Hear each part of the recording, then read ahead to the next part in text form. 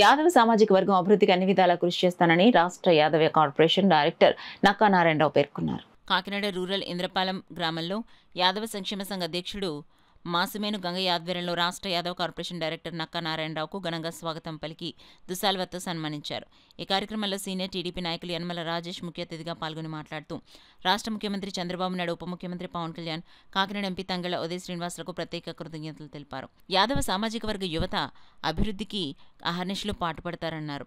ఈ కార్యక్రమంలో Janasena party BC నాయకులు నక్కా బద్రి, నక్కా వంశీ, మచ్చా శ్రీను, మచ్చల శ్రీను, కాదా వెంకటరమణ, యాదవ సంక్షేమ సంఘ ప్రచార కార్యదర్శి నంబారి రమణ యాదవ్, కొయ్య బాబురావు తదితరులు పాల్గొన్నారు. ఈ యొక్క యాదవ్ కార్పొరేషన్ డైరెక్టర్ ఇవ్వడానికి మాకు చాలా సంతోషంగా ఉంది.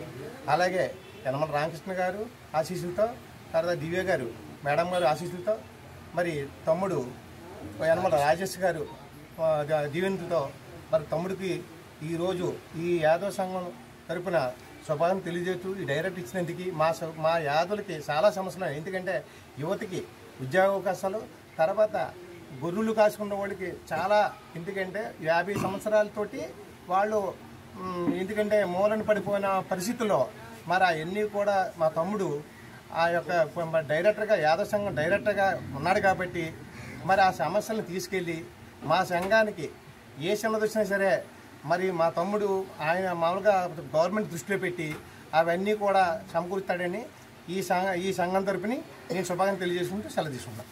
డైరెక్టర్ ఇచ్చిన చంద్రబాబు నాయుడు గారికి, పవన్ కళ్యాణ్ గారికి శుభాకాంక్షలు. ఈ ఎంపీ గారికి, మర్రెడ్డి ఇంటర్ ఇన్ఛార్జ్ మర్రెడ్డి శ్రీనివాస్ గారికి, అలాగే యనమల రామకృష్ణ గారికి, యనమల రాజేష్ గారికి, జీవయ్య గారికి, నా సంఘం ప్రజలకి ధన్యవాదాలు. అలాగే నేను జనసేన పార్టీ టీడీపీ కుటుంబంలో ఉండి 2014 నుంచి జనసేన పార్టీలో కష్టపడుతుందండి. కష్టానికి ఫలితం వచ్చింది నాకు. అలాగే పవన్ కళ్యాణ్ డిస్ట్రిక్ట్ కూడా వెళ్ళానండి.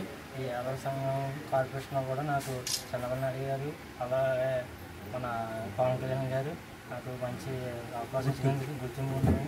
అలాగే నాకు ఎంతో సంతోషంగా ఉందండి. యువతకు ఉద్యోగ అవకాశాలు, యువతకి ఉద్యోగ అవకాశాలు వచ్చేలా కల్పిస్తున్నాను. సంక్షేమ పథకాలు అన్నీ నేను యువతకు వచ్చేలాగా చూస్తానని